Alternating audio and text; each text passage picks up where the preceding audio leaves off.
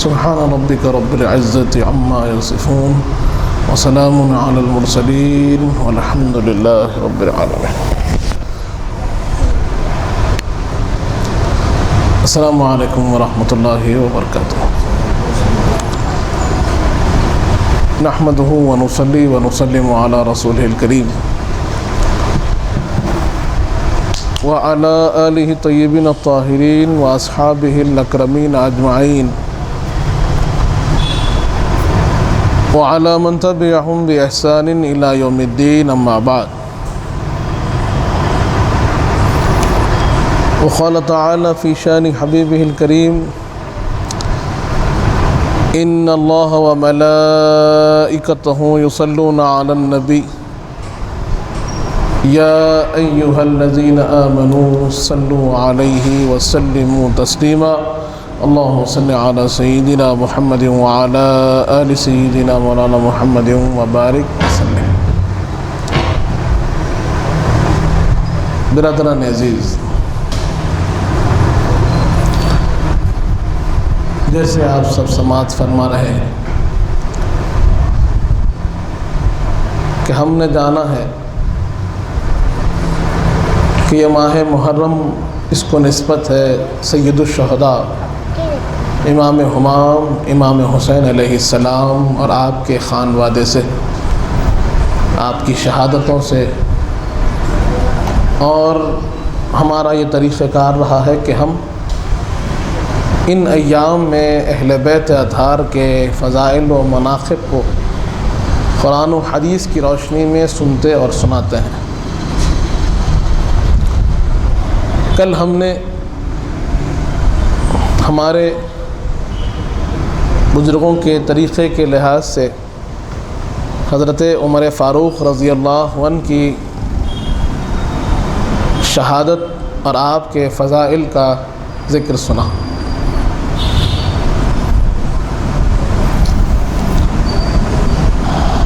آج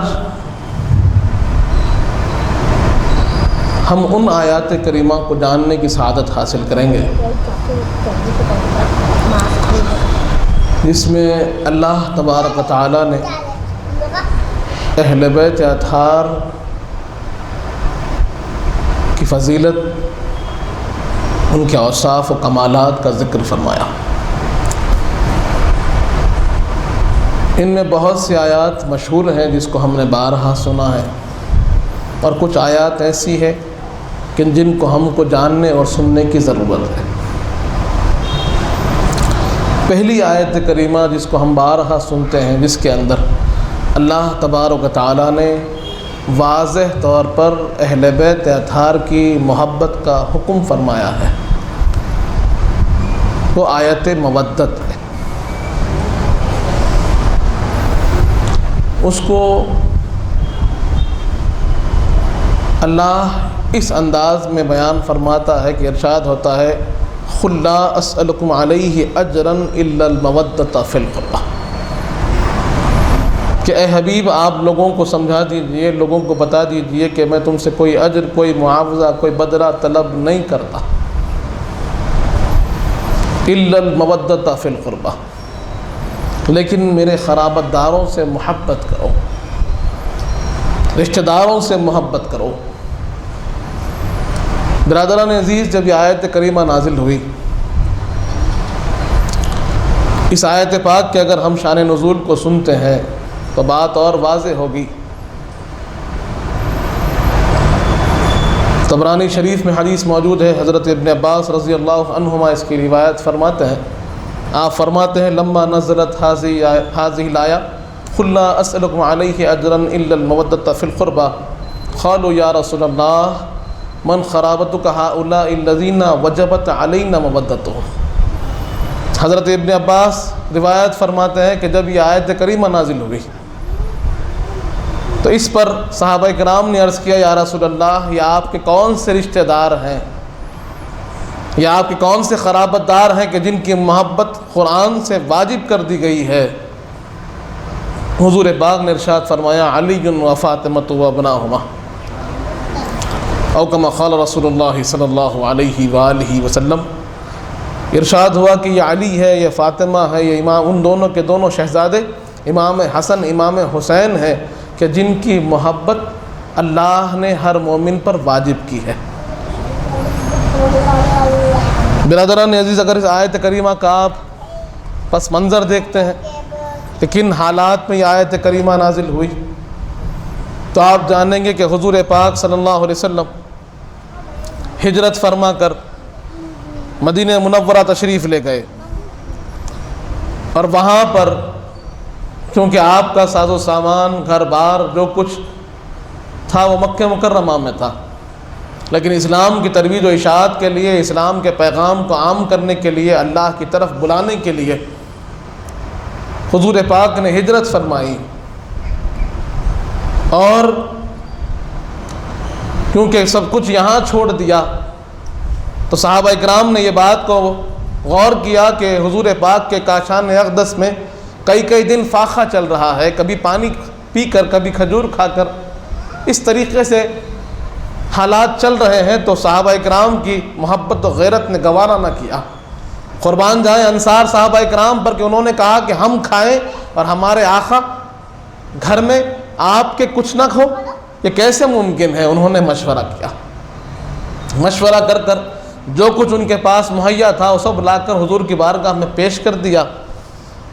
سرور کائنات نے جب یہ مال کو ملاحظہ فرمایا تبھی اللہ کی طرف سے یہ آیت کریمہ نازل ہو گئی، اے حبیب آپ فرما دیجئے قل لا اسألکم علیہ اجرا الا المودۃ فی القربى، کہ اے حبیب آپ ان سے کہہ دیجئے کہ آپ نے جو ان کو تبلیغ کی ہے، جو ان کو اسلام سکھایا ہے، اللہ کی طرف بلایا ہے، اس کے بدلے میں کوئی اجر، کوئی معاوضہ آپ طلب نہیں فرماتے، اس کا کوئی بدلہ نہیں ہو سکتا۔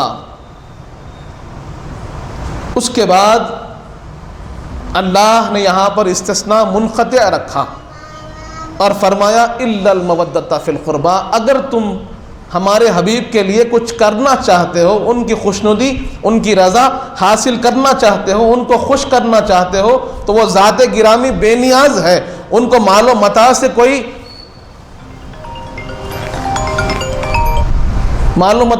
لگاؤ نہیں ہے۔ اگر تم ان کو خوش کرنا چاہتے ہو تو ان کے خرابہ داروں سے محبت کرو۔ حضور پاک کی خوشی اہل بیت اطہار کی خوشی میں ہے، ان کی محبت میں ہے۔ برادران عزیز، تو قرآن نے سمجھا دیا، قرآن نے بتایا کہ اہل بیت اطہار سے محبت کرنا یہ ہر مومن پر واجب ہے، اور جو نہیں کرتا اس کا ایمان مکمل نہیں۔ آپ احادیث کریمہ میں پڑھیں گے، سنیں گے، سنن ابن ماجہ شریف کی حدیث ہے، حضرت عباس رضی اللہ عنہ اس کی روایت فرماتے ہیں کہ جب آپ ایک قریش کے جماعت کے پاس سے گزرے، انہوں نے بے رخی سے آپ کے ساتھ انداز رکھا، آپ کے ساتھ ان کا انداز، ان کا رویہ غیروں کی طرح تھا، جو چیز آپ کو تکلیف دی، آپ نے شکایت حضور پاک کی بارگاہ میں فرمائی تو حضور پاک نے غصے کے انداز میں فرمایا لا يدخل قلب رجل الایمان حتى يحبكم لله ولقرابته، کہ کسی شخص کے دل میں اس وقت تک ایمان داخل نہیں ہوتا جب تک کہ وہ اہل بیت اطہار کو اللہ کی خاطر اور رسول پاک کی نسبت کی خاطر محبت نہ کرے۔ برادران عزیز، تو اہل بیت اطہار کی محبت یہ ایمان کا حصہ ہے۔ احادیث کریمہ یہی بات ہم کو سمجھاتے ہیں۔ تو ایک آیت جو ہم نے جانی ہے، جہاں پر قرآن مجید ہم کو بتا رہے ہیں کہ اہل بیت اطہار کی محبت یہ ہر مومن پر واجب ہے۔ دوسری آیت کریمہ ہم نے بارہا سنی ہے کہ جہاں آیت مباہلہ جسے کہا جاتا کہ نجران کے نصارہ حضور پاک کی بارگاہ میں حاضر ہوئے اور آ کر اسلام کی دعوت کو سنے۔ حضور پاک صلی اللہ علیہ وسلم نے انہیں دعوت اسلام دی، اسلام کی دعوت کو وہ سنتے ہیں، اس کے بعد وہ حضور پاک کی بات نہیں مانے، دعوت اسلام کو قبول نہیں کیا، اپنی ضد پر اڑے رہے، تو اس پر اللہ تبارک و تعالیٰ کو جلال آیا اور اللہ نے فرمایا اے حبیب جو آپ سے کٹ حجتی کرتا ہے، اور آپ سے دلیل طلب کرتا ہے اور آپ کی دلیل کو نہیں مانتا ہے اور اس پر آپ سے بحث کرتا ہے، قل تعالوا، آپ ان کو فرما دیجئے بلا لو، آ جاؤ، ندعو ابناءنا و ابناءکم، ہم اپنے بچوں کو بلائیں گے، تم اپنے بچوں کو بلاؤ، وَنِسَاءَنَا وَنِسَاءَكُمْ وَأَنفُسَنَا وَأَنفُسَكُمْ ثُمَّ نَبْتَهِلْ فَنَجْعَلْ لَعْنَةَ اللَّهِ عَلَى الْكَاذِبِينَ، اور ہم اس کے بعد اپنی عورتوں کو بلائیں گے، تم اپنی عورتوں کو بلاؤ، ہم اپنی جانوں کو لے کر آئیں گے، تم اپنی جانوں کو لے کر آؤ، اس کے بعد ہم مباہلہ کریں گے اللہ کی بارگاہ میں، اور یہ اللہ کے پاس دعا کریں گے کہ پروردگار جھوٹوں پر اپنی لعنت کو نازل فرما دے۔ برادران عزیز، آیت مباہلہ نازل ہو گئی، اللہ کا اعلان عام ہو گیا کہ اب کچھ بچوں کو نکل کر جانا ہے اسلام کی طرف سے، کچھ عورتوں کا انتخاب ہوگا اسلام کی طرف سے، کچھ نفوس کو اللہ کے نبی چنیں گے جو اسلام کی طرف سے جائیں گے۔ صبح ہوئی، حضرت سعد بن ابی وقاص رضی اللہ عنہ ارشاد فرماتے ہیں کہ ہم نے اس منظر کو دیکھا ہے، ہر صحابی تمنا میں تھے کہ کس کا انتخاب ہوگا، اس فضیلت کو کون حاصل کریں گے، یہ کس کے نصیب میں آئے گی فضیلت کہ اسلام کی طرف سے، اسلام کی رہنمائی کرتے ہوئے، اسلام کی نمائندگی کرتے ہوئے جانا ہے، اللہ کی طرف سے، اسلام کی طرف سے جانا ہے، کون جائیں گے؟ بات ہوئی، آپ کہتے ہیں صحیح مسلم کی حدیث ہے کہ حضور پاک اپنے کاشان اقدس سے باہر نکلتے ہیں تو اس انداز میں نکلتے ہیں کہ امام حسین علیہ السلام کو اپنے گود میں لیے ہوئے ہیں، امام حسن علیہ السلام کو اپنے ہاتھ سے تھامے ہوئے ہیں، آپ کے پیچھے سیدہ کائنات ہے اور سیدہ کے پیچھے مولائے کائنات ہے، اس انداز میں نکلے ہیں۔ صحابہ کرام انتظار میں تھے، لیکن حضور پاک وہ ذات گرامی ہے، خود سرور کائنات فرماتے ہیں کہ اوتیتو بجوامع الکلم، کہ مجھے اللہ نے جوامع الکلم عطا فرمائے ہیں کہ میں کچھ کہتا ہوں لوگ بہت کچھ سمجھتے ہیں۔ تو حضور پاک باہر تشریف لاتے ہیں، حضرت سعد بن ابی وقاص فرماتے ہیں کہ حضور نے بس اتنا فرمایا، اللہم ہؤلاء اہلی، پروردگار یہ میری اہل ہے، اتنا ہی فرمایا، اور صحابہ کرام کہتے ہیں ہم سمجھ گئے کہ حضور پاک نے اسلام کی نمائندگی کے لیے انتخاب فرما لیا ہے کہ ابنانا کی منزل پر، حضرت قتیبہ فرماتے ہیں کہ حضور پاک ابنانا کی منزل پر امام حسن امام حسین کا انتخاب فرما چکے ہیں، نسانا کی منزل پر حضور پاک نے سیدۃ النساء کو چن لیا ہے، اور انفسنا کی منزل پر مولائے کائنات کو حضور نے چن لیا ہے کہ جب عورتوں کی بات آئی تو سیدہ کائنات کو چن لیا، اور جب اپنے جانوں کی بات آئی تو مولا علی کو چن لیا۔ اب 5 افراد پر مشتمل قافلہ چل رہا ہے، اسلام کی نمائندگی نصارہ کے ساتھ، اور نمائندگی کیسی ہے؟ مباہلے کا چیلنج ہے، مباہلہ یعنی حق و باطل کا فرق، صحیح غلط حق باطل وہاں جہاں ثابت ہوتے ہیں اور اللہ کے عذاب و لعنت کی دعا کی جاتی ہے، اس معرکے کے لیے اب صرف 5 نفوس قدسیہ کا انتخاب حضور پاک نے فرمایا، اور ایسے 5 ہے، اور یہاں پر اعلان ہے، یہاں پر اس آیت کریمہ میں ان کی سیادت کا بھی اعلان ہے، ان کی سرداری کا بھی اعلان ہے، کیونکہ ہوتا یہ ہے کہ جب کبھی کسی قوم کی، کسی جماعت کی نمائندگی کی جاتی ہے تو ان کے سردار ہی ان کی نمائندگی کرتے ہیں، ان کے جو سردار ہوتے ہیں وہی ان کی نمائندگی فرماتے ہیں۔ تو حضور پاک نے پریکٹیکلی عملی طور پر بتا دیا کہ امام حسن امام حسین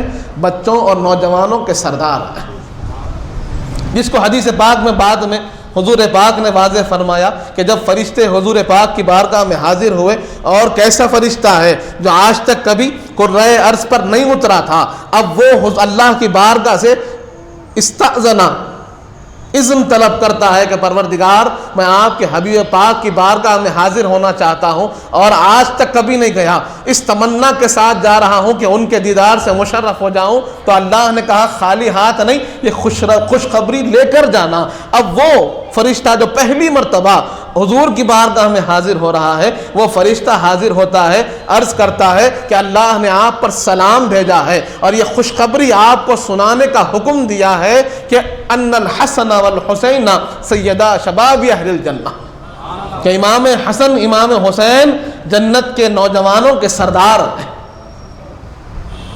اور سیدۃ النساء سیدہ فاطمہ الزہرا جنت کی عورتوں کی سردار ہیں۔ برادران عزیز، تو یہاں حدیث میں اس کی توضیح بعد میں ہوئی، عملی طور پر حضور پاک نے آیت مباہلہ میں اس کا اعلان فرمایا کہ جب ابنانا کی بات آئی تو حسنین کریمین کو چن لیا اور ساری امت کو بتا دیا کہ جب بچوں کی نوجوانوں کی بات آئے گی تو ان کے سردار امام حسن امام حسین ہیں، جب عورتوں کی بات آئے گی تو ان کے سردار سیدۃ النساء سیدہ فاطمہ الزہرا ہے، اور جب میری جان کی بات آئے گی یا پھر مومنین کے سردار کی بات آئے گی تو علی ان کے سردار ہے۔ اور وہ دلیل ہم کو ایک اور حدیث پاک میں ملتی ہے، جس کی روایت اما جان بی بی عائشہ صدیقہ رضی اللہ عنہا فرماتی ہیں کہ ایک مرتبہ حضور پاک نے ارشاد فرمایا ادعو سید العرب، ادعو سید العرب، کہ سید عرب کو بلاؤ، عرب کے سردار کو بلاؤ۔ اس پر اما جان نے عرض کیا یا رسول اللہ انت سید العرب، عرب کے سردار تو آپ ہیں، آپ کس کی بات کر رہے ہیں؟ تو حضور پاک نے فرمایا انا سید ولد آدم، میں ساری انسانیت کا سردار ہوں، ساری انسانیت کا سردار ہوں، سارے انبیاء کا سردار ہوں، اور سید العرب علی ہے۔ تو آج ایک بات اور عرض کر دوں، اسی طرح ایک اور حدیث پاک ملتی ہے جہاں پر حضور پاک صلی اللہ علیہ وسلم نے مولا علی مشکل کشا کو خطاب کر فرمایا علی انت سید فی الدنیا والآخرہ، علی تم دنیا میں بھی سید ہو، آخرت میں بھی سید ہو۔ کچھ لوگ یہاں پر دو وجہوں سے ان کو مغالطہ ہوتا ہے، ایک کہ اصطلاح سید کا جو لفظ استعمال ہوتا ہے، اصطلاحی طور پر اس کے معنی کیا ہے اور اس کا اطلاق کس پر ہوتا ہے، اس پر ان کو اعتراض ہوتے ہوئے کچھ لوگ اس طرف چلے گئے ہیں کہ نہیں، مولا علی مشکل کشا کے ساتھ سید کا لفظ استعمال نہیں ہوتا، سید کا جو تعلق ہے وہ حسنین کریمین اور ان کے بعد سے ہے، اور کسی کو موقع ملا اپنی تکلیف کو دور کرنے کا، اپنے نفاق کو ظاہر کرنے کا، تو انہوں نے کہہ دیا کہ نہیں، مولا علی کو سید نہیں کہنا۔ تو یہاں ایک بات آسان انداز میں عرض کر دوں، زیادہ اس کے اندر حجت کرنے کی، دلائل کو پیش کرنے کی یا پھر اس کے اندر بحث و مباحثہ کرنے کی ضرورت نہیں۔ لفظ سید کا استعمال جیسے حضور پاک نے کیا ویسے ہم کو کرنا چاہیے، کیونکہ بہترین زبان جاننے والی ذات حضور پاک کی ہے، عربی کے ہر ایک پہلو کو، فصاحت و بلاغت کے ہر ایک قاعدے کو جاننے والی ذات حضور پاک کی ہے۔ اب حضور پاک جیسے استعمال کریں، امتی کا کام ہے ویسے ہی استعمال کرنا۔ اگر حضور پاک نے لفظ سید کو استعمال کیا تو ہم کریں، نہیں کیا تو نہیں کریں۔ تو یہاں پر آسان انداز میں ان احادیث کریمہ میں ہم کو معلوم ہوتا ہے کہ مولا علی مشکل کشا کو ایک بار نہیں کئی بار حضور نے سید کہہ کر پکارا ہے۔ اب اصطلاح میں لوگ کیا لیتے ہیں، کیا تعریف ہے، کس طرف لے جانا چاہتے ہیں، اس طرف مت جائیے۔ ہمارا کام یہ ہے کہ حضور پاک نے مولا علی کو سید کہا ہے تو مولا علی سارے سیدوں کے سردار ہیں، منبع سیادت مولا علی ہے، منبع ولایت مولا علی ہے۔ اس بات کو سمجھنے کی ضرورت ہے۔ تو بات میں عرض کر رہا تھا کہ جب آیت مباہلے کے چیلنج کی بات آئی تو حضور پاک نے عملی طور پر بتا دیا کہ یہ جو نفوس قدسیہ کا میں نے انتخاب کیا ہے یہ تمہارے سردار ہیں، اور قوم کی نمائندگی ان کے سردار ہی کرتے ہیں۔ اب سامنے حارث بن ہشام جس کا نام آتا ہے کہ وہ نجران کے نصارہ کا سردار تھا، جسے ہم بشپ کہتے ہیں، چیف بشپ جسے کہا جاتا ہے وہ تھا. اب وہ اس نے بھی اپنے لوگوں کو جمع کیا, وہاں کے نیکوکاروں کو, متقی پرہیزگاروں کو, اچھوں کو, بروں کو, سب کو جمع کر لیا کہ اب اللہ کے سامنے دعا کرنی ہے. اور آج جیت ہے, حق و باطل کا فیصلہ ہے, آج فیصلہ ہو جانا ہے. اس نے اس میدان میں جہاں پر جگہ مقرر کی گئی تھی بلا کر لوگوں کو سمجھانے لگا کہ دیکھو ان کلمات کے ساتھ دعا کرنی ہے, جب میں یہ کہوں تو تمہیں آمین کہنا ہے. اس طریقے سے سمجھا رہا تھا. اس نے بہت سے لوگوں کو جمع کیا تھا. وہ کثرت پہ اسے ناز تھا, کثرت سے لوگوں کو جمع کیا, لوگوں کو سمجھا رہا ہے. مورخین کہتے ہیں کہ وہی حارث سمجھاتے سمجھاتے جب اپنی نگاہوں کو پلٹایا تو اس کی نگاہیں ان 5 نفوس قدسیہ پر پڑی, یہ چھوٹے سے قافلے پر پڑی جو اسلام کی نمائندگی کرتے ہوئے آگے بڑھ رہے تھے. اس کی نگاہ سرور کائنات کے چہرے پر پڑی, حسنین کریمین کے چہرے پر پڑی, مولا علی کے چہرے پر پڑی. اب ان چہروں کو دیکھنے کے بعد مورخین کہتے ہیں کہ ایک وقت کے لیے اس پر سکتہ طاری ہو گیا, خاموشی چھا گئی. خاموشی کے بعد جب اس نے کہا تو اب کہنے لگا, لوگوں سنو, میں ایسے چہروں کو دیکھ رہا ہوں, میں ایسے چہروں کو دیکھ رہا ہوں, خدا کی قسم اگر یہ اللہ کے سامنے دعا کرے کہ پروردگار اس پہاڑ کو ہٹا دے تو اللہ ان کی دعا کو رد نہیں کرے گا, پہاڑ کو جگہ سے ہٹا دیا جائے گا.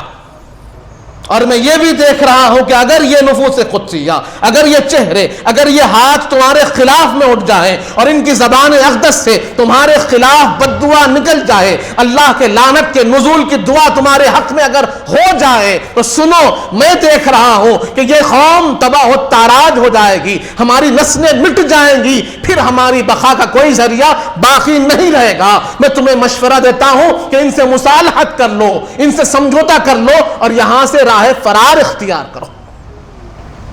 نہ دعا کی ضرورت پڑی, نہ کلمات کی ادا کرنے کی ضرورت پڑی, نہ کوئی اور کچھ کہنے کی ضرورت پڑی. صرف ان چہروں کو دیکھے تو غیر بھی مان گئے کہ ان کا شخصیت کیا ہے, ان کی فضیلت کیا ہے, ان کا مقام کیا ہے, کہ اگر یہ دعا کر دے تو قومیں ہلاک ہو جاتی ہیں. ان کی بددعاؤں سے قوم ہلاک ہو جاتی ہے. اور مورخین کہتے ہیں کہ نہ مباہلہ ہوا, نہ دعا ہوئی, نہ مقابلہ ہوا, بات ٹریٹی پر آ گئی, مصالحت پر آ گئی. اور انہوں نے کہا کہ ہم آپ کو جزیہ دینے کو تیار ہے, آپ پیسے لے لیجئے, جزیہ لے لیجئے, ہم کو پناہ دے دیجئے. یہ فضیلت کو کون بیان کر رہا ہے؟ پروردگار عالم بیان کر رہا ہے. آیت مباہلہ میں اللہ تبارک و تعالی اہل بیت اطہار کا ذکر کر رہا ہے اور اس کی تفسیر حضور پاک اپنے عمل مبارک سے فرما رہے ہیں. اسی طرح وہ آیت ہمارے سامنے ہے جہاں اہل بیت اطہار کی سخاوت کا ذکر ملتا ہے. برادران عزیز, اللہ فرماتا ہے یوفون بالنذر ویخافون یوما کان شرہ مستطیرا وَيُطْعِمُونَ الطَّعَامَ عَلَىٰ حُبِّهِ مِسْكِينًا وَيَتِيمًا وَأَسِيرًا. اللہ کہتا ہے کہ مومنین کی شان یہ ہے کہ جب وہ کوئی منت, کوئی نذر مانتے ہیں تو وہ اس کو پورا کرتے ہیں اور قیامت کے دن سے ڈرتے ہیں. قیامت کے دن کا خوف, اس کا خیال بالکل دلوں میں رہتا ہے, اور کبھی مسکین کو کھلاتے ہیں, کبھی یتیم کو کھلاتے ہیں, اور کبھی اسیر کو کھلاتے ہیں. اور ان کا جو کھلانا ہے خالص اللہ کی خاطر ہوتا ہے, اس میں نہ ریاکاری ہوتی ہے, نہ دکھاوا ہوتا ہے, نہ لوگوں کی پسند رضا, کچھ نہیں. ان کی نگاہوں میں کسی کی رضا ہے تو اللہ کی رضا ہوتی ہے, کسی کی خوشنودی چاہتے ہیں تو اللہ کی چاہتے ہیں. یہ مومنین کی شان ہے. یہ آیت کس کے بارے میں نازل ہوئی, اس کا شان نزول آپ پڑھیں گے, اس کی تفسیر پڑھیں گے تو معلوم ہوگا کہ ایک مرتبہ امام حسن, امام حسین علیہ السلام بیمار ہو گئے, علالت شدید ہوئی, تو سیدہ کائنات نے اللہ کے بارگاہ میں دعا کی کہ پروردگار اگر آپ میرے بچوں کو صحت یاب کر دیں تو میں آپ کی بارگاہ میں مسلسل 3 دن روزہ رکھوں گی, 3 دن روزہ رکھوں گی. اور اللہ نے آپ کی دعا کو قبول کیا. اس کے بعد جیسے صحت یابی ہوئی تو پھر اپنے وعدے کو پورا کرنے کا وقت آیا. سیدہ کائنات نے روزے کی نیت کر لی, مولا کائنات نے روزے کی نیت کر لی. دونوں شہزادوں نے کہا کہ ہم بھی روزہ رہیں گے. یہ اہل بیت کا گھرانہ ہے کہ نیکی میں کبھی پیچھے نہیں رہتے. آپ کی باندھی بی بی فضہ تھی, انہوں نے عرض کیا کہ جب آپ میرے آقا میری مالکن آپ روزہ رہتے ہیں اور یہ باندھی کیسے روزہ نہیں رہے, میں بھی روزہ رہتی ہوں. سارا گھر روزہ ہے اللہ کی بارگاہ میں. آج ہم مسابقت کرتے ہیں, مقابلہ کرتے ہیں, ایک دوسرے میں حصے داری کرتے ہیں, تو ہم مال و متاع میں حصے داری کو سنتے ہیں. ہماری فکر ہوتی ہے کہ پراپرٹی میں میرا حصہ کتنا, دکان میں میرا حصہ کتنا, مال میں میرا حصہ کتنا, پیسوں میں میرا حصہ کتنا. ارے کبھی یہ سوچا ہے آخرت کے اعمال میں میرا حصہ کتنا, نیک اعمال میں میرا حصہ کتنا؟ تم نے خیرات کیا, میری خیرات تمہاری خیرات کتنی؟ کبھی نیکیوں میں کبھی ہم نے مقابلہ نہیں کیا, کبھی حصے داری نہیں کی. دنیا ہی میں حصے داری ہے. ارے دنیا تو فانی ہے. اللہ فرماتا ہے کہ دنیا تو فانی ہے, مٹنے والی ہے. والآخرت خیر وابقیٰ, کہ آخرت کی زندگی زیادہ بہتر ہے, زیادہ باقی رہنے والی ہے. لیکن ہماری فکر کبھی نہیں ہے کہ میرا بھائی روزہ رہ رہا ہے, میں بھی روزہ رہوں. وہ خیرات کر رہا ہے, میں بھی خیرات کروں. وہ نماز پڑھ رہا ہے, میں بھی نماز پڑھوں. نہیں وہ پیسے کما رہا ہے, میں بھی پیسے کماؤں. یہ خیال ضرور ہوتا ہے, لیکن آخرت کی طرف آگے بڑھے یہ خیال نہیں ہوتا. عمل صالح میں آگے بڑھے یہ خیال نہیں ہوتا. لیکن یہ فکر کون دے رہے ہیں؟ اہل بیت اطہار کا گھرانہ دے رہا ہے. منت تو سیدہ کائنات کی ہے, لیکن ساتھ کون ہے؟ مولا کائنات بھی ساتھ ہے, امام حسن بھی ساتھ ہے, امام حسین بھی ساتھ ہے, اور ان کی باندھی, ان کی کنیزہ بی بی فضہ بھی ساتھ ہے. نیک اعمال میں آگے ساتھ چلا جاتا ہے, مال و دولت میں نہیں. یہ فکر اہل بیت کا گھر سکھا رہی ہے. اب اس کے بعد بات یہ ہوئی کہ روزہ رکھا گیا. سب کے سب اس بات کو ذہن میں رکھے کہ یہ نیک اعمال میں کوئی پیچھے رہنا نہیں چاہتا. اہل بیت کے گھرانے کی خوبی یہ ہے کہ نیکی میں کوئی پیچھے نہیں, اللہ کی راہ میں چلنے میں کوئی پیچھے نہیں, ہر ایک ساتھ چلنا چاہتا ہے. اسی فکر کے ساتھ اب آگے چلیے کہ اب بات کیا ہوئی. مولا علی مشکل کشا کا یہ معمول تھا کہ آپ صبح جاتے, محنت کرتے, محنت کر کر جو کچھ کماتے پھر لاتے تو گھر میں پکتا. یہ وہ گھر ہے کہ جہاں سے بٹتا ہے, لیکن یہ استقرار نہیں, اختیار تھا. یہ مجبوری نہیں تھی, یہ ان کا اپنا ذاتی اختیار تھا کہ انہوں نے فقر کو پسند کیا. کیونکہ مولا علی ہمیشہ فرماتے تھے کہ جتنا مال ہوگا اتنا سوال ہوگا, جتنا مال ہوگا اتنا سوال ہوگا, اور اتنا تم کو جواب اللہ کی بارگاہ میں دینا پڑے گا. اور جب اہل بیت اطہار کے ساتھ مخالفتیں شروع ہوئی, آپ کے ساتھ لوگوں نے نفاق شروع کیا, آپ کی مخالفت شروع کی, آپ سے جنگ شروع کی, آپ کے خلاف میں محاذ آرائیاں ہونے لگی, تو مولا علی نے ایک دعا فرمائی اللہ کی بارگاہ میں اور فرمایا پروردگار جو ہمارے دشمن ہیں ان کو خوب مال دینا, خوب اولاد دینا. مولا علی کی بد دعا ایسی. لوگوں نے پوچھا کہ یہ کیا بات ہے علی, کہ خوب مال دینا, خوب اولاد دینا, یہ کیسی دعا ہے, یہ کیسی بد دعا ہے؟ تو مولا علی نے فرمایا یہ بد دعا اس طور پر ہے کہ اگر اس کے پاس خوب مال ہوگا تو اس کا حساب و کتاب بھی خوب ہوگا. دنیا میں آسانی کوئی آسانی نہیں ہے, آخرت کی آسانی آسانی ہوتی ہے. اور جس کے پاس کثرت مال ہوگا, کثرت اولاد ہوگی, تو پھر اس کو جواب دینا پڑے گا, اور وہ اپنے مال کے بچانے میں, کمانے میں, بچانے میں, کمانے میں یوں ہی لگا رہے گا.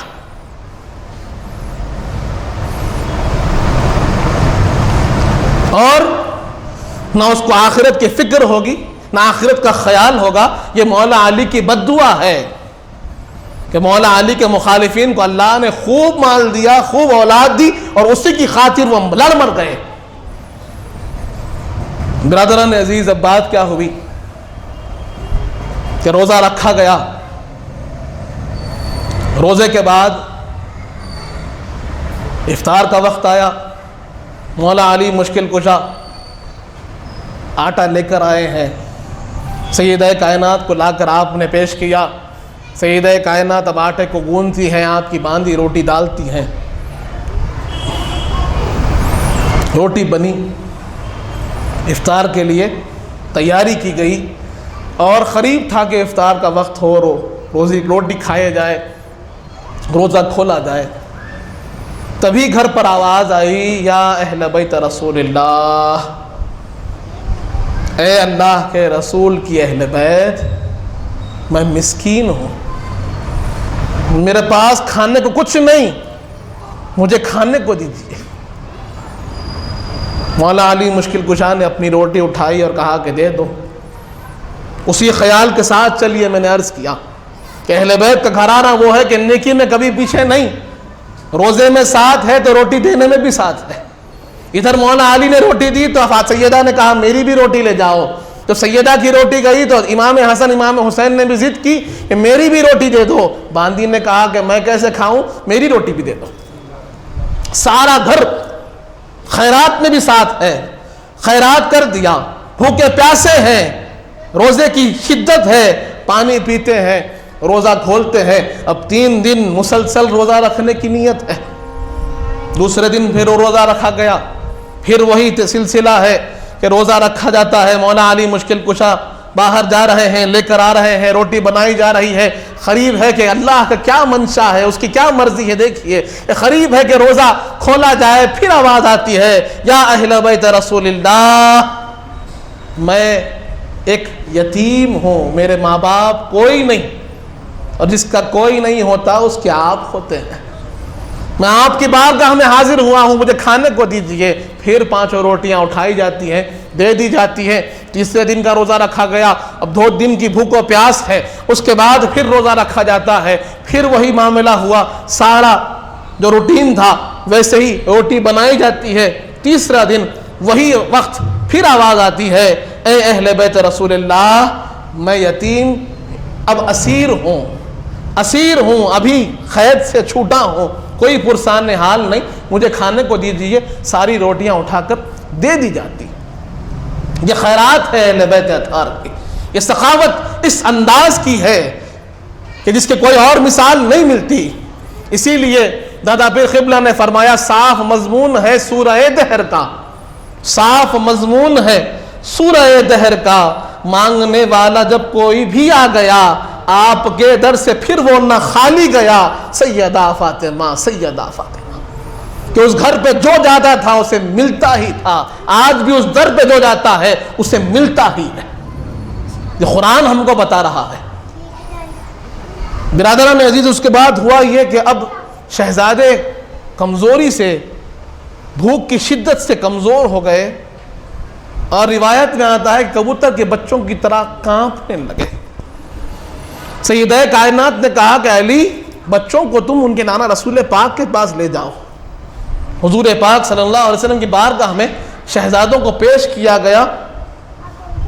حضور پاک نے شہزادوں کی اس کیفیت کو دیکھا تو حضور پاک جلال میں آ گئے۔ مولا علی مشکل کشا سے پوچھا، علی تم نے میرے بچوں کو کیا کر دیا، میرے بچے اتنے کمزور کیسے ہو گئے؟ مولا علی نے عرض کیا، یا رسول اللہ، آپ جانتے ہیں، اللہ اس کا رسول بہتر جانتا ہے، ہمارے حال کو آپ ہم سے بہتر جانتے ہیں۔ مولا علی نے عرض کیا کہ سیدہ بھی بہت کمزور ہو گئی ہے، سیدہ کائنات کی تیمارداری کے لیے حضور پاک تشریف لاتے ہیں کاشان اقدس سیدہ پر۔ حضور پاک کی تشریف آوری ہوئی، ادھر جبرائیل امی حضور کی بارگاہ میں حاضر ہوئے، حضور پاک نے حال پوچھا۔ اس کے بعد حضور پاک نے کہا کہ تم کو اور اللہ کا سلام ہو، اللہ نے جبرائیل کو میرے پاس بھیجا ہے، اور اللہ فرماتا ہے، یوفون بالنذر ویخافون یوما کان شرہ مستطیرا ویطعمون الطعام علی حبہ مسکینا ویتیما واسیرا۔ اہل بیت اطہار کی سخاوت اللہ کو اتنی پسند آئی کہ مومنین کی شان بیان کرتے ہوئے، اہل بیت اطہار کی شان بیان کرتے ہوئے اللہ نے قرآنی آیات کو نازل فرما دیا اور کہہ دیا کہ نظر مانتے ہیں تو مومنین کی شان ایسی ہے کہ نظر کو پورا کرتے ہیں، اور کبھی مسکین کو کھلاتے ہیں، کبھی یتیم کو کھلاتے ہیں، اور کبھی اسیر کو کھلاتے ہیں۔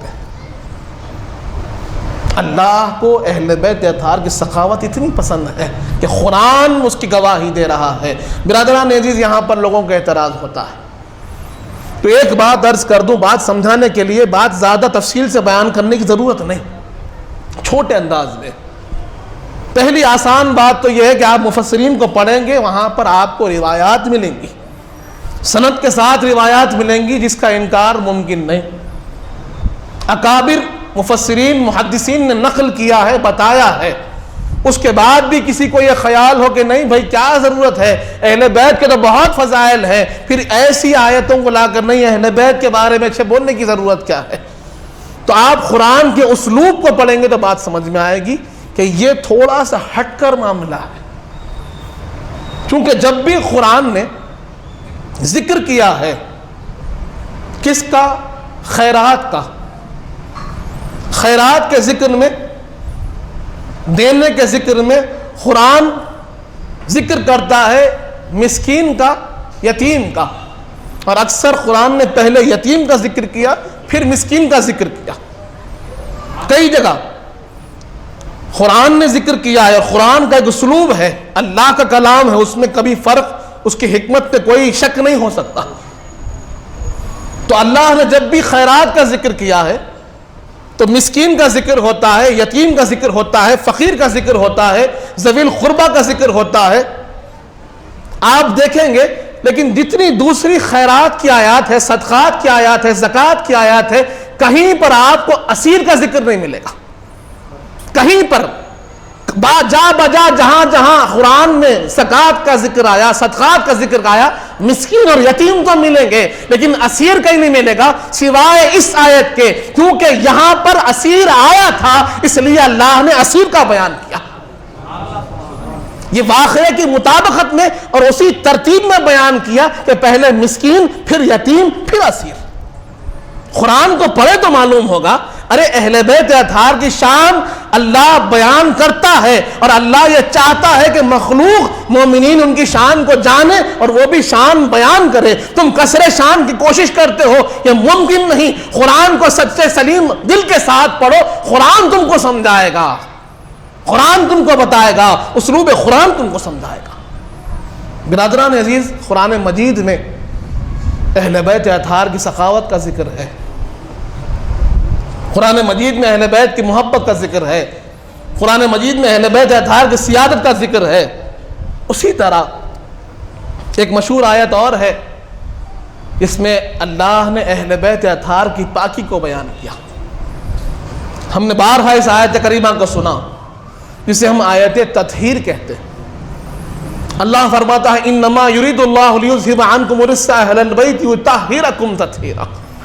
یقیناً اللہ تبارک و تعالی یہ ارادہ فرماتا ہے کہ اے نبی پاک صلی اللہ علیہ وسلم کی اہل بیت آپ کو پاک و صاف، مزکہ اور مصفہ کر دے، ہر خرابی، ہر گندگی، ہر نجاست، ہر رجس کو آپ سے دور کر دے۔ قرآن کا اعلان ہے کہ نبی پاک کی اہل بیت کو پاک و صاف، مزکہ اور مصفہ کرنے کا ارادہ اللہ نے کیا، اس کا اعلان بھی اللہ نے فرما دیا۔ شاعر بڑا خوب فرمائے، شاعر فرماتے ہیں کہ ان کی پاکی کا خدائے پاک کرتا ہے بیان، ان کی پاکی کا خدائے پاک کرتا ہے بیان، آیت تطہیر سے ظاہر ہے شان اہل بیت۔ برادران عزیز، اب بات کیا ہوئی؟ اللہ نے حضور پاک کی اہل بیت کے پاکی کا اعلان فرمایا، اعلان ہو گیا۔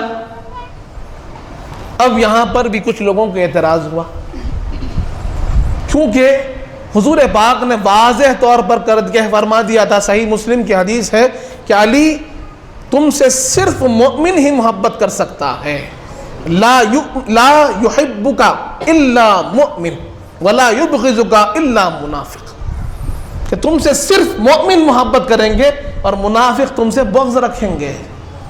تب ان کو جس کے دل میں مولا علی کا بغض ہو، ان کو کہاں سے مولا علی کی محبت، عظمت ہضم ہو سکتی ہے؟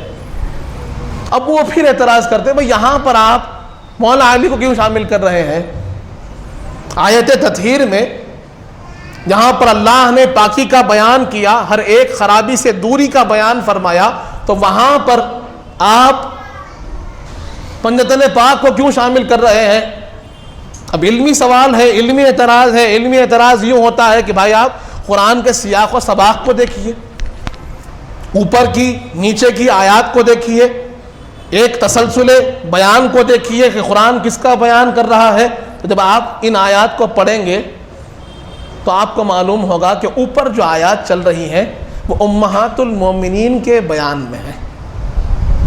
حضور کے جو ازواج مطہرات ہیں ان کا بیان کرتے ہوئے ان کے احکام کو اللہ بیان فرما رہا ہے. اور اگر قرآن کے اسلوب بیان کو دیکھیں، انداز بیان کو دیکھیں، تو قرآن وہاں پر جب کبھی امہات المومنین کا ذکر کر رہا ہے، تھوڑا سا علمی انداز میں آپ کے سامنے رکھوں کہ قرآن کیا کر رہا ہے. جب کبھی امہات المومنین کا ذکر کیا تو یا نساء النبی پہلے تو فرما دیا، اس کے بعد آگے جب کبھی ذکر فرما رہا ہے تو ضمائر، کیونکہ ایک مرتبہ جب اسم آ جاتا ہے، ناؤن آ جاتا ہے، تو پھر اس کے بعد پروناؤنس آتے ہیں. کبھی بھی اسم کے بعد اسم کو پھر بعد میں لوٹایا نہیں جاتا. یہ عربی کے اندر نہیں ہے. عربی کے اندر ایک مرتبہ کسی کا نام پہلے ذکر ہو گیا تو اب وہ یہ یعنی ضمیر لوٹائی جاتی ہے، ضمیر کے ذریعے سے بیان ہوتا ہے. تو امہات المومنین کا ذکر اوپر آیا، اس کے بعد جو آیات آئی وہاں پر اب ضمائر کا اللہ نے استعمال فرمایا. کبھی کننا، انتنا، ہننا، ایسے ضمائر جو یہاں پر عربی سے شغف رکھتے ہیں، عربی سے تعلق رکھتے ہیں، وہ جانتے ہیں کہ یہ جو ضمائر ہیں یہ جمع مؤنث کے ضمائر ہیں. جمع مؤنث یعنی جو عورتوں کے لیے خاص ضمیر ہوتی ہے، جس کو فیمینائن کہتے ہیں، وہ اب وہ ضمائر استعمال ہوئے. کیوں؟ کہ خصوصیت کے ساتھ ان کا تعلق کس سے ہے؟ امہات المومنین سے. اب وہ سلسلہ چل رہا ہے، ضمیریں بھی چل رہی ہے، بیان بھی چل رہا ہے، احکام بھی چل رہے ہیں. کہاں تک؟ آیت تطہیر تک. اب آیت تطہیر کی بات آئی، وہی سلسلے میں ہم آیت تطہیر پڑھ رہے ہیں. اللہ فرما رہا ہے انما یرید اللہ لیذہب عنکم. یہاں پر پڑھنے والا رک گیا، رک کر تھوڑا سا سوچا، تھوڑا سا غور کیا، اس کا تفکر، اس کا تدبر بڑھ گیا کہ بھائی سلسلہ امہات المومنین کا چل رہا ہے اور بیان امہات المومنین کا چل رہا ہے. اوپر سے ضمائر ساری جمع مؤنث کی چل رہی ہے، فیمینائن ضمائر چل رہی ہے، پروناؤنس پورے فیمینائن استعمال ہو رہے ہیں، چل رہے ہیں. اب آیت تطہیر پر آتے ہی جمع مذکر کی ضمیر کیسے؟ جمع مذکر یعنی مرد حضرات کے لیے جو ضمیر استعمال ہوتی ہے کم کی، وہ ضمیر آ گئی. یہاں پر آپ کو رکنا پڑا اور یہ بات کو سوچنا پڑا کہ کم کی ضمیر صرف عورتوں کے لیے استعمال نہیں ہوتی. کم کی ضمیر عورتوں کے لیے استعمال نہیں ہوتی. کم کی ضمیر کا آنا اس بات کا،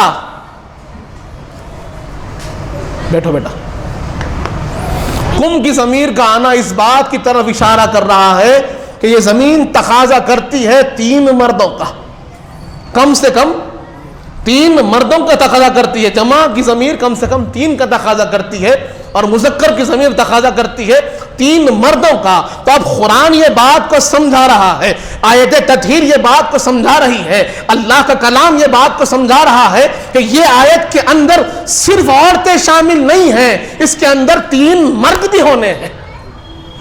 یہاں تک قرآن سمجھا رہا ہے جس کو کوئی ڈینائی نہیں کر سکتا، کوئی اس کو جو ہے چھوڑ نہیں سکتا، جس کو کوئی اس کی مخالفت نہیں کر سکتا. اب معلوم نہیں وہ 3 مرد کون ہیں، لیکن یہاں تو یہ بولنا پڑے گا کہ 3 مردوں کا ہونا ضروری ہے. اور قرآن کا یہ بھی انداز ہے کہ اگر عورتیں اور مرد کسی ایک حکم میں شامل ہو تو وہاں پر غلبہ مرد کی صفت کو دیا جاتا ہے، مرد کی ضمیر کو دیا جاتا ہے، مرد کے صیغے کو دیا جاتا ہے. اس لیے جب نماز کا حکم آیا تو اللہ نے کہا اقیم الصلاۃ، اور یہاں پر یہ جو صیغہ ہے یہ مذکر کا صیغہ ہے، مردانوں کے لیے استعمال ہونے والا، لیکن ان میں عورتیں بھی شامل ہیں. تو جب عورتیں اور مرد ساتھ جمع ہو تو غلبہ مرد کی ضمیر کو دیا جاتا ہے اور عورت کو پوشیدہ رکھا جاتا ہے اور بتایا جاتا ہے کہ عورت پردے کی چیز ہے. جہاں ضروری ہو وہیں پر ظاہر ہونا ہے، ورنہ ان کو ظاہر کرنے کی ضرورت نہیں۔ ٹھیک ہے، اب یہاں تک بات تو سمجھ میں آ گئی کہ بھائی آیت تطہیر میں 3 مرد ہونا ہے۔ کتنے ہونا ہے؟ 3 مرد تو ہونا ہے۔ اب وہ کون ہے؟ جب قرآن سمجھ میں نہ آئے تو صاحب قرآن کے پاس جائیے۔ جس پر قرآن اتارا گیا ہے ان سے بہتر قرآن کو کوئی نہیں جانتے۔ حضور پاک نے اس آیت کی کیا تفسیر کی ہے، وہاں جائیے، بات سمجھ میں آئے گی۔ تو آپ صحیح مسلم اٹھائیے، ابن ماجہ اٹھائیے، سنن ترمذی اٹھائیے، مسند احمد اٹھائیے، یہ تمام کتابوں میں یہ حدیث موجود ہے۔ میں آپ کو جو حدیث پیش کر رہا ہوں وہ سنن ترمذی کی حدیث ہے۔ حضرت عمر بن ابی سلمہ رضی اللہ عنہ اس کے راوی، آپ فرماتے ہیں لما نزلت هذه الآية انما يريد الله ليذهب عنكم الرجس اهل البيت ويطهركم تطهيرا في بيت ام سلمة دعا رسول الله صلى الله عليه وسلم فاطمة والحسن والحسين وجل لهم بكساء وعلي خلف زهره وجل له بكساء ثم دعا اللهم هؤلاء اهل بيتي فاذهب عنهم الرجس وطهرهم تطهيرا۔ ترمذی شریف کی حدیث، حضرت عمر بن ابی سلمہ فرماتے ہیں کہ یہ آیت کریمہ نازل ہوئی تو حضور پاک صلی اللہ علیہ وسلم بی بی ام سلمہ رضی اللہ عنہا کے مکان میں تشریف فرما تھے۔ وہاں پر یہ آیت نازل ہوئی کہ اللہ نبی پاک کی اہل بیت اطہار کو پاک و صاف کرنا چاہتا ہے، مزکہ کرنا چاہتا ہے۔ اللہ نے اہل بیت اطہار کی پاکی کا اعلان فرما دیا، تو اس پر حضور پاک نے وہاں پر بی بی ام سلمہ کے مکان میں تشریف رکھتے ہوئے بلوایا سیدہ کائنات بی بی فاطمہ الزہرا سلام اللہ علیہا کو، امام حسن کو، امام حسین کو، مولا علی کو، اور اپنے اطراف میں بٹھا لیا، اپنی کملی مبارک ان کے اوپر سے ڈھانک لی۔ اس کے بعد اللہ کی بارگاہ میں دعا فرمائی، اللہم ہؤلاء اہل بیتی، پروردگار یہ میری اہل بیت ہے۔ آپ آیت تطہیر میں اعلان فرمائے میری اہل بیت اطہار کو پاک و صاف کرنے کا، مزکہ اور مصفہ کرنے کا، تو یہ میری اہل بیت ہے، ان کو پاک و صاف کر دیجئے، ان کو مزکہ اور مصفہ کر دیجئے، ان کے ساتھ ان سے ہر ایک دوری، ہر ایک خرابی کو ان سے دور کر دیجئے۔ اور جہاں پر ہم رک گئے تھے کہ 3 مرد کون ہوں گے، حضور بیان کرتے ہیں وہ علی ہے، حسن ہے، حسین ہے۔ جہاں ہمارا خیال رکا ہوا تھا کہ کم کی ضمیر 3 مردوں کو چاہتی ہے، وہ 3 مرد کون ہیں، تو حضور پاک نے بتا دیا وہ 3 جن کی پاکی کا اللہ بیان کر رہا ہے وہ مولا علی کی ساتھ ہے، وہ امام حسن کی ساتھ ہے، امام حسین کی ساتھ ہے، اور ان کے ساتھ میرے سارے گھر والوں کو اللہ نے پاک کر دیا۔ اس پر بی بی ام سلمہ رضی اللہ عنہا دیکھ رہی ہیں رحمتوں کی بارش ہو رہی ہے، تو آپ نے کہا وَأَنَا مَعَهُمْ یا رسول اللہ، یا رسول اللہ میں بھی ان کے ساتھ شامل ہو جاؤں، میں بھی اس کملی میں داخل ہو جاؤں، کہ میں بھی اس فضیلت میں آپ کے ساتھ مل جاؤں۔ تو حضور پاک نے اشارے سے روک دیا، کہا کہ انتی علی مکانک انتی علی خیر، آپ کا مقام تو معلوم ہے، آپ ازواج مطہرات میں ہیں، امہات المومنین میں ہیں، لیکن میں امت کو بتانا چاہتا ہوں کہ اللہ نے جن کی پاکی کا اعلان فرمایا ہے وہ علی ہے، وہ حسن ہے، وہ حسین ہے، وہ سیدہ فاطمہ الزہرا سلام اللہ علیہم ہے، کہ یہ ہے کیونکہ میری نگاہیں دیکھ رہی ہے کہ میرے ظاہری پردہ فرمانے کے بعد علی کے ساتھ کیا ہونے والا ہے، امام حسن کے ساتھ کیا ہونے والا ہے، امام حسین کے ساتھ کیا ہونے والا ہے، میں دیکھ رہا ہوں، اسی لیے امت کو سمجھانا چاہتا ہوں۔ برادران عزیز، قرآن اہل بیت اطہار کا ذکر کر رہا ہے، اور آخر آیت کہہ کر بات کو ختم کروں، انشاءاللہ یہ سلسلہ کل بھی جاری رہے گا۔ اللہ نے قرآن میں فرمایا وَقِفُوهُمْ إِنَّهُمْ مَسْئُولُونَ، چھوٹی سی آیت، حشر کا میدان ہوگا، حشر کے میدان میں اللہ کا اعلان ہوگا وَقِفُوهُمْ، روک دو ان کو، روک دو ان کو، إِنَّهُمْ مَسْئُولُونَ، ان سے ابھی سوال باقی ہے، ان سے ابھی سوال باقی ہے۔ حساب و کتاب جب ہوگا، سارے گناہ ان کا حساب ہو جائے گا، ساری نیکیاں ان کا حساب ہو جائے گا، اس کے بعد میں اللہ کا حکم عام ہوگا، ابھی حساب باقی ہے، ابھی ایک سوال باقی ہے۔ اس کی تفسیر جب آپ پڑھتے ہیں کہ یہ آیت کریمہ کی تفسیر کیا ہے، تو اس کے اندر روایت ملتی ہے کہ یہ سوال کس کا ہوگا؟ ان ولایت علی و ان اہل بیتہ، کہ سوال ہوگا مولا علی کی ولایت کا اور سوال ہوگا اہل بیت اطہار کی محبت کا۔ اور اسی طرح طبرانی شریف کی حدیث ہے، حضرت ابو ذر برزہ رضی اللہ عنہ روایت فرماتے ہیں کہ 4 سوال کا جواب جب تک ایک بندہ نہیں دے گا، جب تک اس کے قدم لڑکھڑاتے رہیں گے۔ 4 سوالوں کا جواب جب تک وہ صحیح انداز میں نہیں دے گا، اس کے قدم قیامت کے دن لڑکھڑاتے رہیں گے کہ جنت میں جائے گا یا دوزخ میں جائے گا، دوزخ میں جائے گا یا جنت میں جائے گا۔ اس کے پیروں میں استقرار نہیں آئے گا، اس کو قرار اطمینان تب تک حاصل نہیں ہوگا جب تک وہ 4 سوالوں کا جواب نہ دے دے۔ پہلا سوال ہوگا اس کے جسم کے بارے میں، کہ اس جسم کے ساتھ اس نے کیا کیا، کہاں اس کو استعمال کیا، آنکھوں سے کیا کیا، کیا دیکھا، کیا جائز تھا، کیا ناجائز تھا، کس کو دیکھا، کیا سنا، کیا کہا، کیا پکڑا، کہاں چلا، یہ جسم نے کس طرف اس جسم کا استعمال کیا، اس بارے میں سوال ہوگا۔ پہلا سوال اگر یہ کلیئر ہو جائے، پھر دوسرا سوال ہوگا کہ تم نے اپنے وقت، اپنی حیات کہاں گزاری، وقت کیسا استعمال کیا، اس کا کس عمل میں تم نے اپنے وقت کو گزارا ہے۔ تیسرا سوال ہوگا ان مالہ، کہ اس نے مال کہاں سے کمایا اور کہاں خرچ کیا، کس طریقے سے کمایا، پہلے حلال اور حرام کی تمیز کر کر کمایا، نہیں کمایا، چلو حلال ذریعے سے کما لیا، خرچ کہاں کیا، حلال ذریعے پہ کیا یا نعوذ باللہ کسی گناہ میں کیا۔ یہ تیسرا سوال ہوگا۔ اور چوتھا سوال ہوگا ان حب اہل بیت النبی، چوتھا سوال کیا جائے گا اہل بیت اطہار کی محبت کے بارے میں، کہ حضور پاک کے وفات کے بعد، حضور پاک کی پردہ فرمائی کے بعد اہل بیت کے ساتھ تمہارا سلوک کیا تھا، صبح سے شام تک تم اہل بیت اطہار کے ساتھ کیا رویہ رکھتے تھے، کیا عقیدہ رکھتے تھے، کہ تمہارے دل میں ان کے لیے محبت تھی یا دشمنی تھی، ان کے لیے پیار تھا یا بغض تھا، کیا فکر تمہاری تھی، یہ سوال بھی وہاں ہوگا۔ یہ 4 سوال ہوں گے، پہلے میں پاس ہوں گے تو دوسرا، دوسرے میں پاس ہوں گے تو تیسرا، اور تیسرے میں پاس ہوں گے تو چوتھا، اور جب چوتھے میں پاس ہوں گے تب جا کر تم کو سکون ملے گا، تب جا کر تم کو نجات ملے گی، تب جا کر تم کو جہنم سے چھٹکارا ملے گا۔ یعنی اللہ اسی لیے فرماتا ہے وَقِفُوهُمْ أَنَّهُمْ مَسْئُولُونَ، کہ ان کو روکو، ابھی سوال باقی ہے، یہ سوال ان سے کیے جائیں گے۔ جب صحابہ اکرام نے یہ حدیث پاک سنی تو اس کے بعد صحابہ نے عرض کیا یا رسول اللہ،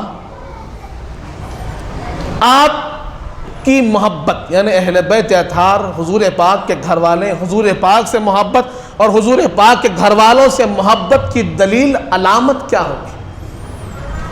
کہ اگر کسی کو جاننا ہے کہ اس کے دل میں محبت نبی ہے یا نہیں ہے، محبت اہل بیت ہے یا نہیں ہے، کیسے معلوم ہو؟ صحابہ کا سوال ہے، بڑا ہی جینیون اور بہت ہی کام کا سوال کیا، کہ کیسے معلوم ہو کہ یہ عاشق رسول ہے، کیسے معلوم ہو کہ یہ عاشق اہل بیت ہے، اس کے دل میں محبت نبی ہے، محبت اہل بیت ہے، ہمیں کیسے معلوم ہو یا رسول اللہ؟ صحابہ اکرام سوال کر رہے ہیں تو میرے آقا نے کیا کیا؟ مولا علی مشکل کشا کے کاندھے پر ایسے مار کر کہا، یہ ہے ہمارے محبت کی دلیل، علی ہے۔ اگر تم کو کسی کے عشق رسول کو جانچنا ہے تو پہلے اس کو علی کی محبت پہ جانچو، کسی کو اہل بیت اطہار کی محبت پہ جانچنا ہے تو پہلے علی کی محبت پہ جانچو، کہ ٹٹولو جانچو. اور وہ یہی چیز کو صحابہ اکرام نے پھر بیان کیا کہ کسی کے ایمان کو جانچنا ہوتا, کسی کی عشق رسول کو جانچنا ہوتا, کسی کے دل کی حقیقت کو جانچنا ہوتا, تو ہم اپنی محفلوں میں ذکر علی کر کر دیکھتے کہ جس کا چہرہ علی کا نام سن کر کھل جاتا, سمجھ جاتے دل میں ایمان ہے, عاشق رسول ہے, عاشق اہل بیت ہے, اور جس کا چہرہ مولا علی کے نام سے سکڑ جاتا, لاکھ اچھائیاں ہوں گی, جان لیتے کہ دل میں نفاق ہے, دل میں نہ عشق رسول ہے نہ دل میں ایمان ہے. اسی لیے حضور پاک نے اشارے سے کہہ دیا یہ علی میرے محبت کی علامت ہے, اہل بیت کی محبت کی علامت ہے.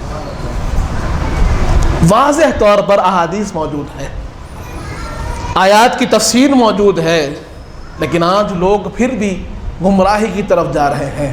اللہ ہم کو ان گمراہیوں سے بچائے. اللہ تعالیٰ سے دعا ہے مالک جب تک زندہ رکھ سلام پر رکھ, موت ایمان پر دے, وقت ندا حضور پاک صلی اللہ علیہ وسلم کا دیدار نصیب فرما, میں نیک اور صالح متقی و پرہیزگار بنا, ہمارے گناہوں کو معاف فرما, ہمارے گناہوں کو نیکیوں سے تبدیل کر دے, ہم میں جو پریشان حال ہیں ان کی پریشانیوں کو دور فرما, ہم میں جو بیمار ہیں انہیں شفاء کاملہ عطا فرما, ہم میں جو مقروض ہیں ان کے قرضوں کو عطا فرما, ہم میں جو بچیاں بیٹھی ہوئی ہیں ان کا نصیبہ نیک فرما, ان کی شادیاں ہو چکی ہیں ان کی زندگیوں میں خوشیاں عطا فرما, جو کچھ کہے ہیں جو کچھ سنے ہیں اس پر عمل کرنے کی توفیق عطا فرما. حضور پاک صلی اللہ علیہ وآلہ وسلم کا سچا غلام و امتی بنا مالک, اہل بیت اطہار کا سچا غلام بنا, صحابہ اکرام کا چاہنے والا بنا, اولیاء اللہ کا چاہنے والا بنا, ان کے بتائے ہوئے راستے پر چلنے کی توفیق عطا فرما. وصلی اللہ تعالی علی خیر خلقہ سیدنا محمد وعلی آلہ وصحبہ وسلم, والحمد للہ رب العالمین. تناول تبرک کا اہتمام ہے.